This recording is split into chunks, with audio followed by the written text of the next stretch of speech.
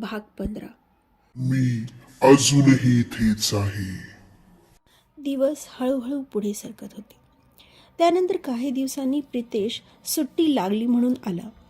दुपारचं जेवण झाल्यावर तो बाहेर पहुडला. तो गाढ झोपेत असताना अचानक जोरात त्याच्या कानाखाली कोणीतरी वाजवलं. त्याची झोपच उडाली. तेवढ्यात तिथे नेहा आली. त्याला वाटलं तिनेच मारलं, म्हणून तो नेहाला रागात म्हणाला, वहिनी, उठवायचं होतं तर मग आवाज देऊन उठवायचं. मारायची काय गरज होती? नेहाला कळालंच नाही तू काय बोलतोय. ती म्हणाली, पण भाऊजी तुमच्याकडे माझं काहीच काम नव्हतं, मग मी का उठवू तुम्हाला. प्रितेशने राग गेला आणि पुन्हा झोपी गेला. पण नेहाला थोडं विचित्र वाटलं. तिने ही गोष्ट लोकेशच्या कानावर घातली. लोकेशने फारसा इंटरेस्ट दाखवला नाही. त्यानंतर काही दिवस शांततेत गेले. एके दिवशी दोन्ही भाऊ मिळून खर्चाचा हिशोब करत बसले होते. आई आराम करत होती, तर नेहा तिच्या रूममध्ये होती. सासरे त्यांच्या मित्राकडे गेले होते.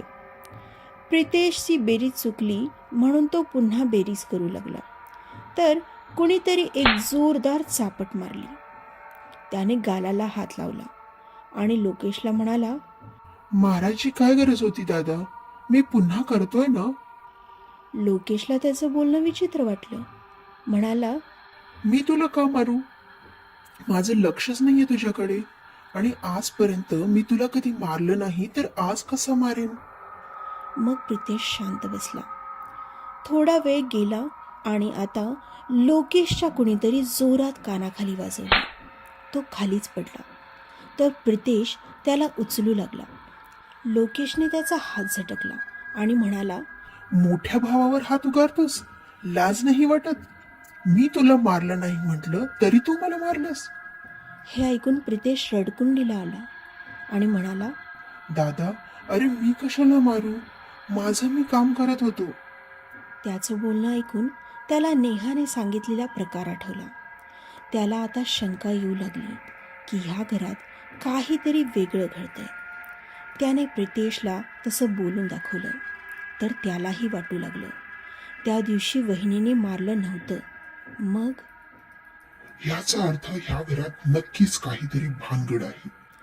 थोडा वेळ झाला आणि बाबा लगबगीने घरात आले. दार उघडच होतं. दोन्ही मुलं समोरच होती. बाबांना असं गडबडताना पाहून ते काही विचारणार तोपर्यंत बाबा म्हणाले, ह्या घरात बहुतेक आत्मा वगैरे आहे. आताच मी माझ्या मित्राकडून ऐकलं. त्यांचं बोलणं ऐकून आता दोघांनाही खात्री पटली. पण लोकेशने त्यांना सांगितलं की आपण आत्ताच घर घेतलंय, दुसरं घर मिळेपर्यंत तरी आपल्याला इथेच राहावं लागेल.